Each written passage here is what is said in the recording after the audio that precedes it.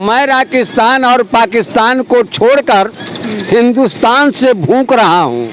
हमारी स्टूडियो के घड़ी में 17:27 2:15 हो रहे हैं। तो माता जी का कहता रही, देत आशीष जानकी माता गिद्ध बरह तोरे आई यही रहिया यहाँ राम लक्ष्मण तुहरो मुक्ति बन जाई कह जानकी माता, कह जानकी माता, रोमै जानकी माता।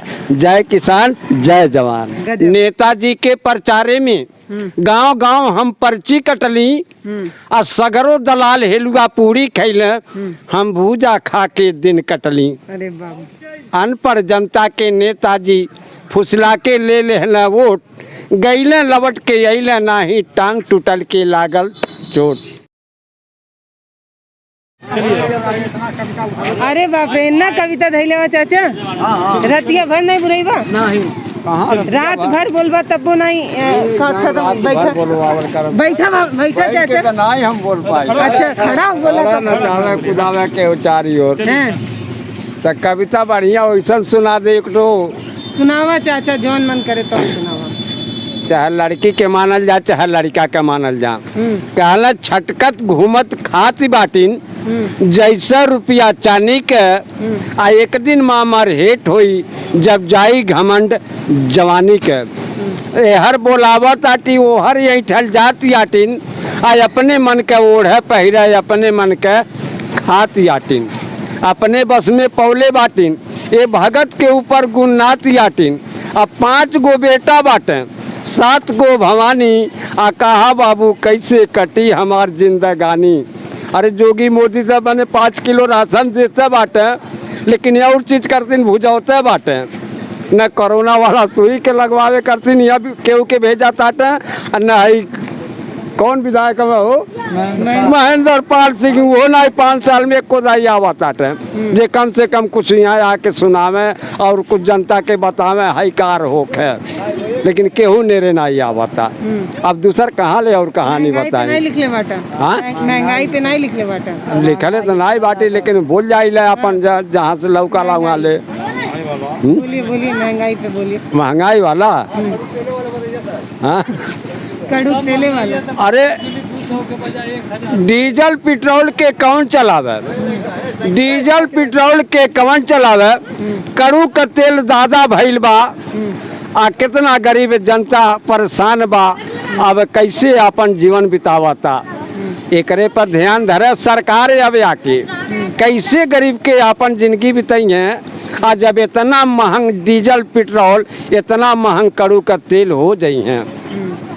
बतावल जाए सरसों का इतना अपने देश में तो होता नहीं बा, जहाँ से होत रहल पंजाब में वो ट्रैक्टर से जोतवा देला सर किसान। तो कहाँ से मिली किसान के ऊपर आफत तो चारी ओर अइले बाहर हर जगह अपन लगा के बैठल है बाड़ा बेचारे। और कहाँ ले सुनाई बात बताई। और सुनाओ चाचा। अरे दादा हमारे कब तो सुना जाइए आप लोग। लम्बा वाला सुना था। कोनो बढ़िया सुनाओ चाचा। बढ़िया कविता कि सब हंसे यहाँ सब बैठल कविता सुने के। ओके याद दियावले से नाई पढ़ल लिखल आदमी नाई बाटे अपने याद कैले रहल। हाँ, किताब के पढ़ल नाई कहना जौन अपने मुँह से कहीं जौन कहे के रही। हाँ, मैं राजस्थान और पाकिस्तान को छोड़कर हिंदुस्तान से भूख रहा हूँ। हमारी स्टूडियो के घड़ी में 17:27 2:15 हो रहे हैं। अब आप लोग समाचार देखेंगे। नेपाल सरकार ने कहा है भारत सरकार से हमारे देश में मच्छर की कमी हो जाने से लोग बहुत सोते हैं। भारत सरकार 80 करोड़ 90 लाख मच्छर का सप्लाई किया, ये समाचार जाली है। संवाददाता ने बताया कल राजस्थान में रसगुल्ले की बारिश हुई, यहाँ भी संभावना है रसगुल्ले की बारिश होगी। जिन सज्जन को रसगुल्ला खाने की तमन्ना करे वो बाहर मुंह खोलकर सो जाएं, उनके मुख में रसगुल्ला औस गिरेंगे। ये समाचार जाली है। एक हवाई जहाज और मच्छर से जबरदस्त टक्कर हो जाने पर जहाज को काफी मात्रा में घाव लग गया है। मच्छर का एक पंख टूट जाने पर जमीन पर गिर पड़ा, जिससे जमीन 10 किलोमीटर लंबा तालाब हो गया है।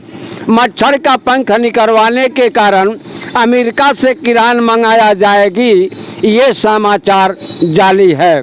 कल का ताज़ा समाचार आप लोग गोरखपुर गोलघर चौराहे के देखेंगे। गोलघर चौराहे पर 5 ड्राइवर ने एक होटल में बैठकर कोको कोला पी रहे थे। उस चौराहे पर एक हाथी और कुत्तों से मर्डर हो गया। मर्डर हो जाने पर पुलिस की छापा पड़ी, जिससे 5 ड्राइवर कोको कोला के बोतल में घुस गए। ये समाचार जाली है। अंतिम समाचार एक बात फिर, जम्मू कश्मीर में 10 मच्छरों ने मिलकर डाका डाल दिए। घारी में बैलों के घायल कर 3 भैंसा लेकर फरार बन गए। पुलिस इंस्पेक्टर कबूतर लाल अभी तक गिरफ्तार नहीं कर सके, ये समाचार जाली है। इराक सरकार प्रधानमंत्री श्रीमती सद्दाम हुसैन ने कहा है भारत सरकार से अगले जन्म में सभी को प्रधानमंत्री बनाया जाएगा, ये समाचार जाली है। ये समाचार पूरा समाप्त भयो। जय जवान जय किसान। जय जवान जय किसान। बहुत बढ़िया, ताली बजाइए भाई आप लोग। बहुत बेहतरीन, बहुत बेहतरीन। और कविता सुनाइए चाचा, एकदम थक जा रहे हैं भाई। और किसी से बात कर लीजिए। और कोई किसी को आता ही नहीं है। कुछ बात कर लीजिए, उसके बाद हम फिर बोल देंगे। रामायणों में एक सुनावा चाचा है। चाचा और कौन हैं? चाचा का तो कुछ सोचले काला रथ पर निरखत जात जटाई, आ कविता सुन लाए मोरे भाई। विप्र रूप धई चला रमणवा, जय जयकार मनाई, अले भिक्षा निकर सिया रानी। रथ पर लिया चढ़ाई, रास्ता लंका के धैले, रास्ता लंका के धैले। किया बिलाप जानकी माता, शरण शरण गोहराई। जो कोई होता राम के दल के, रथ से लेता छोड़ाई। रोवे जानकी माता, कहे जानकी माता, रोवे जानकी माता। इतना बात जब सुने जटाऊ, बात पूछे अर्थाई। केकर नारी नाम का है, हमसे देबू बताई। पूछे जटाऊ भाई, पूछे जटाऊ भाई। माता जी का कहता रिन, सरजू किनारे अयोध्या नगरी, सरजू किनारे अयोध्या नगरी। दशरथ सुत रघुराई, उन्हीं के नारी नाम मोर सीता। हरले निशाचर जाई, कहे जानकी माता, रोवे जानकी माता, रोवे जानकी माता। इतना बात जब सुना जटाऊ, चोच पंख लिया फहराई। अब मारन चोच महायुद्ध कैले, रथ से लिया छोड़ाई। कह जटाऊ भाई, कह जटाऊ भाई। तो जटाऊ का कहता, कहाँ गया तोर यगिन बाण, कहाँ गया चतुराई। अब मैं पंछी एक चिड़िया होकर, रथ से लिया छोड़ाई। घमंड बढ़हन कैले, घमंड बढ़हन कैले, घमंड बढ़हन कैले। इतना बात जब सुना रमणवा, धरती से उठा ऋषियाई।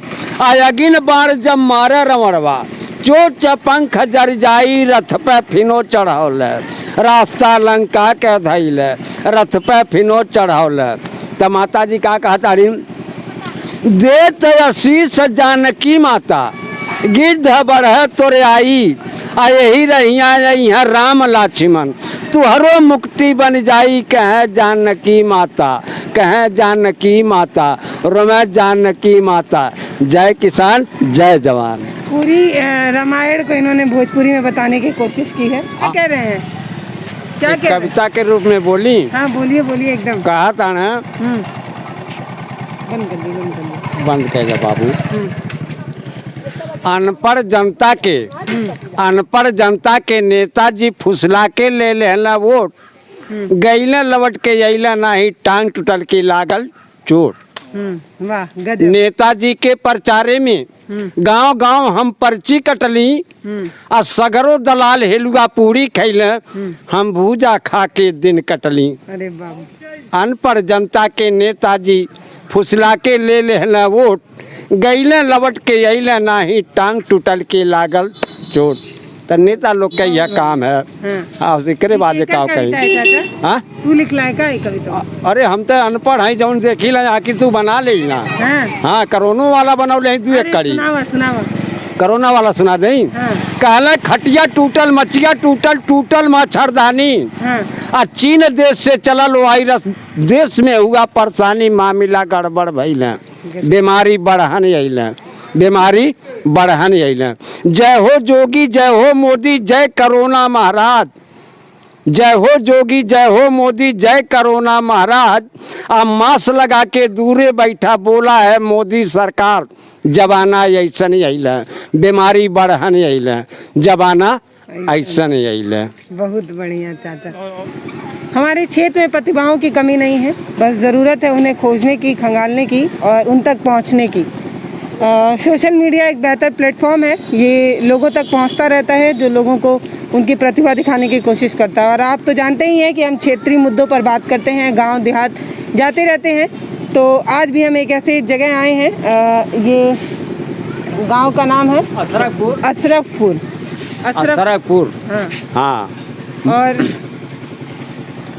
अशरफपुर संत चौराहा गुलरिया बाजार के बगल। हाँ, गुलरिया बाजार के बगल की ये जगह है। यहाँ पर ये चाचा जो इतनी बेहतरीन कविताएं सुना रहे हैं, बहुत बेहतरीन है।